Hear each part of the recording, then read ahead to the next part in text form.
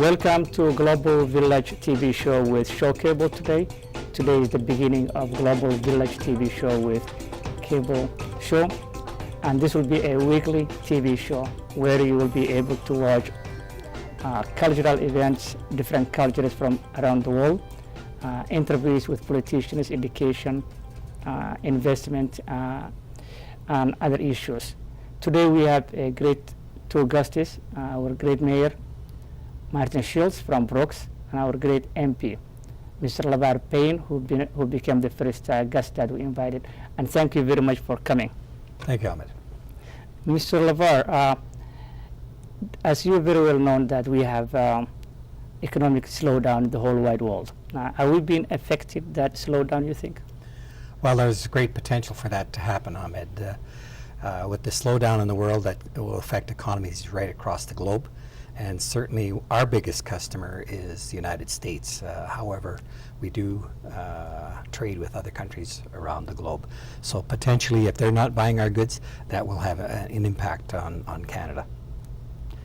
Okay, yeah, as you mentioned now, the U.S. is our largest partner with around the world. XL pipeline has been rejected just 2 days ago, as you know. Do you think the government would have alternative, or what plans do we have for that XL pipeline, which will benefit the Canadians as well? Well, certainly the XL pipeline is disappointing that it's not going ahead as planned, right now anyway. I understand that potentially after the November election in 2012 that there's likely that will go ahead. However, it is disappointing at this point in time. The government of Alberta is also looking at the Gateway project, which in turn we want to sell our oil from the oil sands to China and Asian countries. So that's also on the board, and there are hearings going on right now on that Gateway as well. Oh, that's good news to for that Plan B. The opening of the 24 hours border cross in our area. Where are we at that one? Well, that one's still a work in progress. You may or may not be aware that my predecessor, Monty Solberg, was working on that back in 06, 07, and of course that is a long-term project. Our Prime Minister, Stephen Harper, along with President Obama, came to sign an agreement to certainly make things easier and better for trade north and south of the border, as well as visitors. And I am hopeful that through that process, that will also help open up the border at Wild Horse. I've written some letters to the ministers, to various ministers on that whole issue. And I'm hopeful that there will be some funding to make those changes in the next year or so. Okay. Mayor Martin, since Brooks is the city of 100 halos, we have very much different ethnic groups, mainstream, and people from around the world. How do you see that being an advantage for the city of Brooks? Thank you for the question, Ahmed. I think it's an advantage for our community from two different aspects. One, the cultural diversity in our community, as it is a very young community, a community where people have come from a lot of places within Canada, from around the world. I think it's an opportunity for people that grew up and live in our community to experience such a different lifestyle, in the sense of knowing people from different parts of the world, knowing different cultures, different events. So I think it really has that side to it, the social side to it. The other side it brings to us is that in our community we need employees. So employees that would come to us from across Canada or other parts in the world is what we need in our communities. So there's two parts of it. There's the social and the economic. So both of them, I think, really bring an advantage to our community. Thank you very much. My question now is both of you. The last elections have shown that Canadians are not interested of getting involved with politics. How would you think we can encourage Canadians to get involved with the elections and promote the process of the election so people will be able to get involved, especially the youth? In your opinion, Mr. Lavar? Oh, thank you, Ahmed. I wasn't sure if you were going to ask Martin first. I think it's really important that the youth become involved, and so there's a number of ways to do that. And one of the things that I try to do is I try to go to the junior high schools, to the elementary schools, and to the high schools, and talk to the classes, the social studies classes, where they take these programs and talk about Canadian politics. And I try to point out the importance of politics and how it plays a role in their life, because it does. From the time that you start earning money and paying taxes, then I think it's important that people pay attention to what the government is doing, the programs that are available, not only from a federal point of view, but there's also the provincial and the municipal as well. Thank you. Ahmed, that's an interesting question. As you know yourself, you were a candidate in the last municipal election. There was 13 people running for council in Brooks. 4 of them were immigrants. I think in itself that was really great and interesting that people are stepping up and running. It is a challenge when people come as an immigrant to be involved. I mean, they're worried about the economics of working to get a job, learn the language, take care of their family. So sometimes that involvement is something that falls away because they've got to take care of their own personal life and their family first. So with the challenges of the language, often the politics are something that's hard to connect to understand. As Lavar says, I think through the next generation we're finding the youth have more interest in it as the language is not an issue. And so that's a place as being connected with the youth, as you say, Lavar, speaking with him. And it's just not the immigrant community in the sense of connecting to the election process. It is that 20 to 35 age group of all the youth that are here. They're finding a challenge to be connected to it. Their belief that maybe it's not something that's important to them. And I think that is a challenge across the whole sector of making that connection. So that's a challenge for us all to get out and involve them, find ways to connect them to committees, find ways for them to have input. I think one of the most interesting things we had this past year, we had a grade 6 student in their government class. There was an issue where he lived in his part of the community, and with the encouragement of his school teachers, they came to council and made a presentation about an issue in there where they were living. So yes, there are good things happening, but yes, you're right. There is a disconnect, and it's a challenge. Yeah, thank you very much. As you mentioned now that, when I ran back 2010 municipal election, and that was agreed and was proud to say that our community supported largely about the process of that election. The reason that I involved at the time was to open the door for everyone so they can reach the moon without giving excuse to themselves that and being playing the victim card.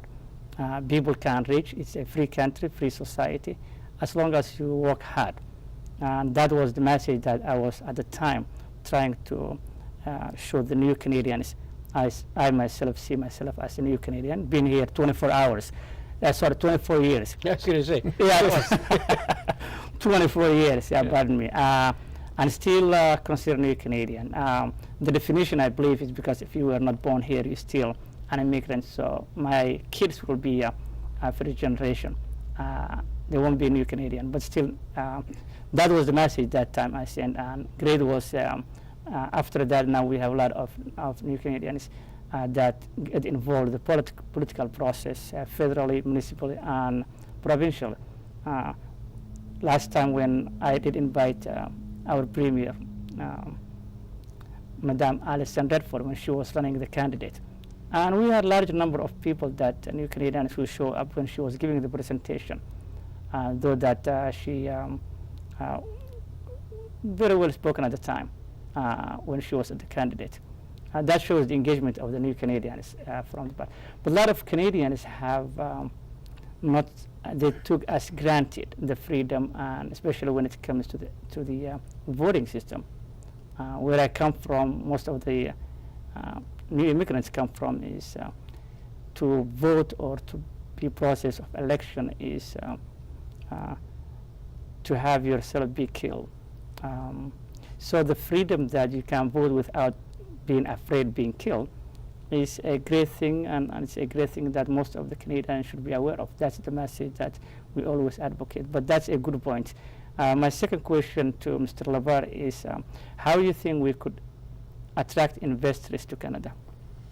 Well, that's an important question, obviously, and I think our government is doing some of that right now. There's a number of ways, of course, is through investment, but through the low tax regime, it allows investors to bring in funds to invest in our country into manufacturing or other enterprises, and we've certainly seen some of that happen, and creating jobs through that process. And that is a really major important aspect of our policy, is to ensure that the tax rates are very, very competitive on a global basis to attract these investors. And so we want to do that on a long term, because on a long term, that money that's coming in is going to create more jobs and more opportunities for everyone in this country. Thank you very much. How do you think, Mr. Mayor, to attract investors in a small city like Brooks that's having a good growth now and have with the count of Niwa?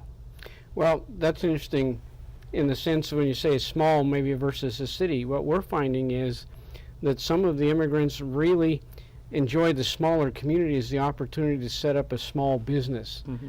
Tremendous amount of business sense or business experience from these people in their former countries that they were at. So it's easier for them out of the major cities like Edmonton, Calgary, in a sense, where the expenses are lower, to come in and set up a small business.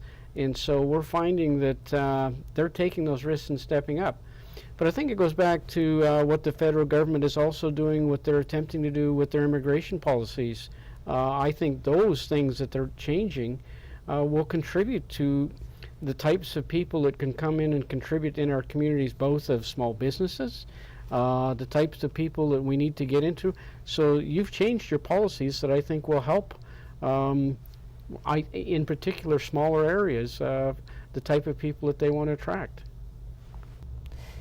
My question now is when it comes to the minorities, especially for the conservative party, is there the policy promoting within the government, conservative government, as opposed to being here for in power now for a while? What do you think is the good track record of the government? Well, all conservative governments that I'm aware of, we were the first ones to certainly hire minorities. Okay, so we're the first one to have a Japanese minister. We're the first one to have a black senator. You know, and the list goes on and on. And if you look at our caucus, we have all kinds of different minorities in the caucus and in the ministerial roles, as well as the parliamentary secretary roles, and as well as women. There's a lot of women that are in those particular roles at importance, and so that's part of our diversification for minorities. Oh, that's very good to hear. Now coming back to the deficit, how do you think our government be able to cut the deficit so our next generation will not end up paying the deficit of this generation? At the same time, create jobs. That's a very challenging one. It is challenging, and one of the things that we've done, of course, is January 1st this year, the rate for tax has gone down for business as well. So that's one of the opportunities to certainly attract business and attract investment in this country. The other trick is, of course, it's very important to look at and review every budget within the Government of Canada, and part of that process is ongoing right now, and we will see the budget come down in late February, early March, and we will see lots of reduction there. I sit on two committees, Aboriginal and Northern Affairs, and the Agriculture Committee. And as part of that process, our caucus members are sitting and reviewing the actual expenditures that are happening in these departments, and we can make recommendations on those. And we've just had a break here for the Christmas break, so we'll be coming back and we'll be working further on those to see where it's going to finally end up. There is a special committee that is sitting as well to review the whole overall expenditures of the Government of Canada. So we're trying to look for opportunities to reduce expenditures, and that's how we're going to be able to reduce that deficit and ensure that we get into the black and pay off the debt. So next generation won't be forced to pay the Well, that's certainly the plan, Ahmed. Obviously, certain things can happen, and Yeah. we talked earlier about the global recession. Yeah. Potentially, if that is really devastating, Yeah. that might have to change some of the strategy we're looking at. But for the most part, I believe our Prime Minister and our Finance Minister certainly are looking at how we can get us back into the black and thereby get rid of the debt.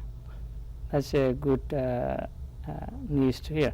Mr. Martin, Brooks being a small city compared to Medicine Hat or Calgary or Edmonton, but has a large number of different ethnic groups and mainstream. And some of the challenge that we have know that is some of the mainstream don't like to see more immigrants coming. They just want to keep the way the life was, maybe back then, which there is a valid point when they talk about that discussion because of some of the new immigrants think that they are entitled for something when the people who came never had any entitlement. And when they came, they go through difficulties, and the new people coming here now, they think that they are entitled. So I listen both sides of the aisle. I have to be fair. Having said that, how do you see that two things can be reconciled? Well, Ahmed, you're probably right. You've probably seen both sides of it thoroughly. A couple of different things about Brooks. The average age of Brooks is just over 30, which means that we have a lot of younger people coming and going because of the industries. So there's a lot more acceptance of differences when the younger the population, so that helps us from what you're saying. But what you're talking about is the challenges of what a past generation, you said that when they came, was there ESL, was there extra training programs for all this? No, people that came, that immigrated, let's say, that remember this in the 40s, 50s, 60s, particularly after the Second World War. No, they just had to come and figure it out and survive on their own and make those. So now they're saying, why are all these programs there? Well, the other side of it is we need people to learn that language as quickly as possible so they can gain economic value. To have people in our communities that don't know English really restrains them in the economic and employment levels that they can attain. So we would prefer, in a sense of communities, to have those people as successful as possible. You want them to get to the jobs that we need filled, and they need those languages. So those ESL training programs that the provincial and federal government help us with to fund, those are important so that those people can get to jobs, get more economic value. They then can buy the houses, they can buy the consumer goods. If they stay at that level of language that is really a barrier, that's difficult. So when you break down those language barriers by providing the training, that provides all sorts of things. Ahmed, you're being here as to do the interview here with the language skills that you have. That provides that opportunity for you to do those kinds of things, and that's what we need to do. So there are other supports, yes, that weren't there in the 40s and 50s, but I think we need to get past that. Those people remember this. Yes, I understand the concerns they have, but for the future, I think you have the younger generation understanding that we need to change, and change is difficult, no doubt, but I think that the reality is the economics and the social sides, we need to have some of those things happen as quickly as possible.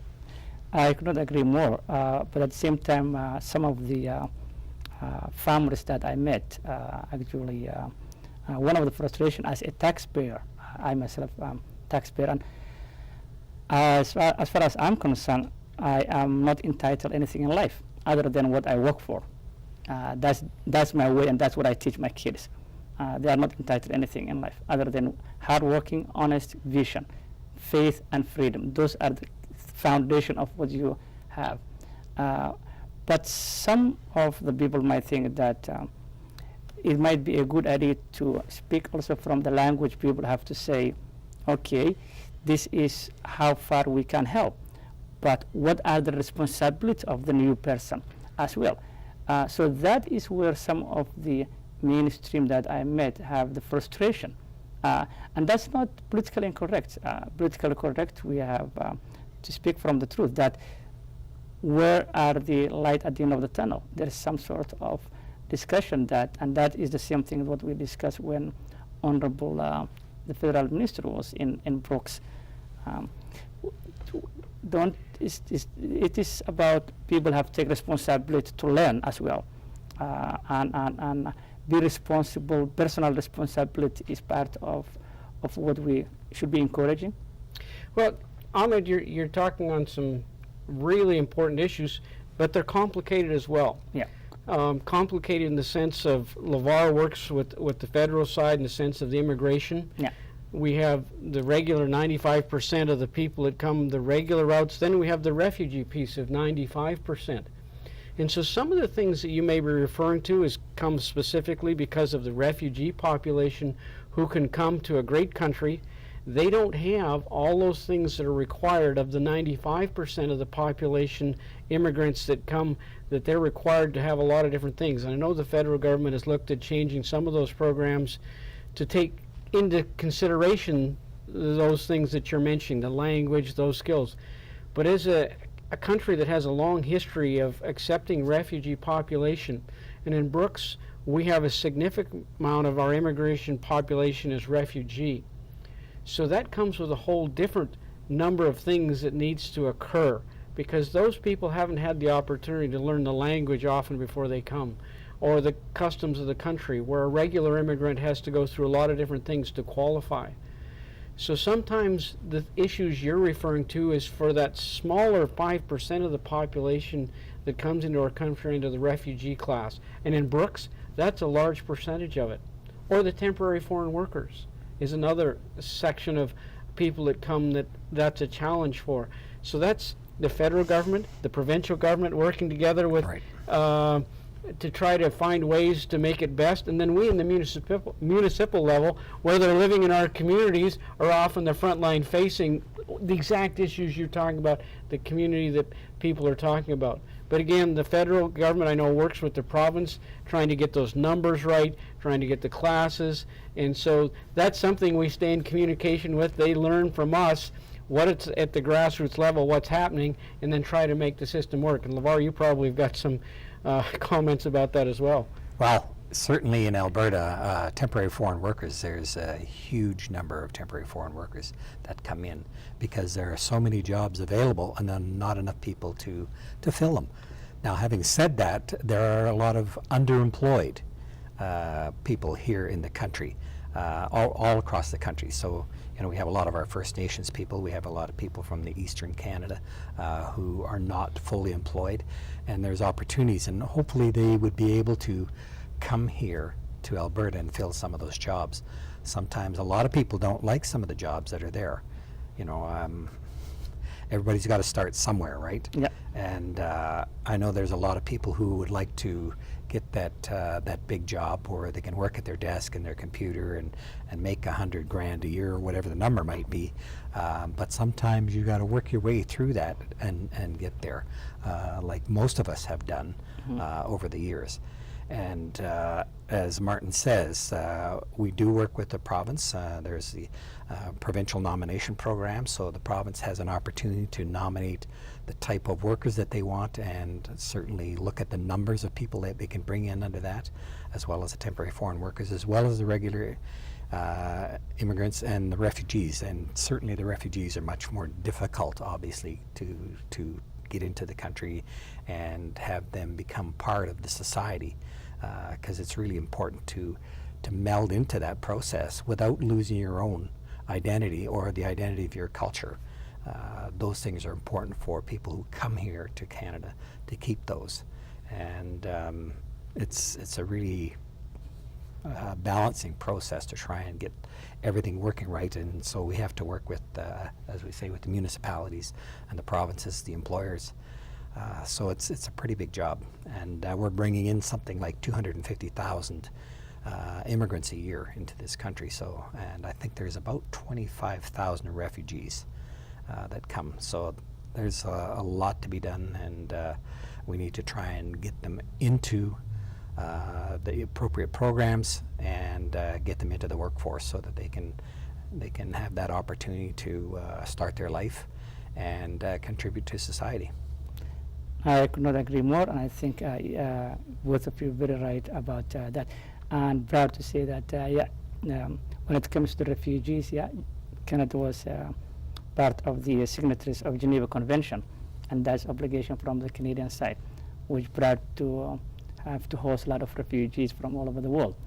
And but the point being, talking to the mainstream as well, some of them, is we should be giving the proper education and at the same time proper tools so they will be useful to the society and be productive in the society.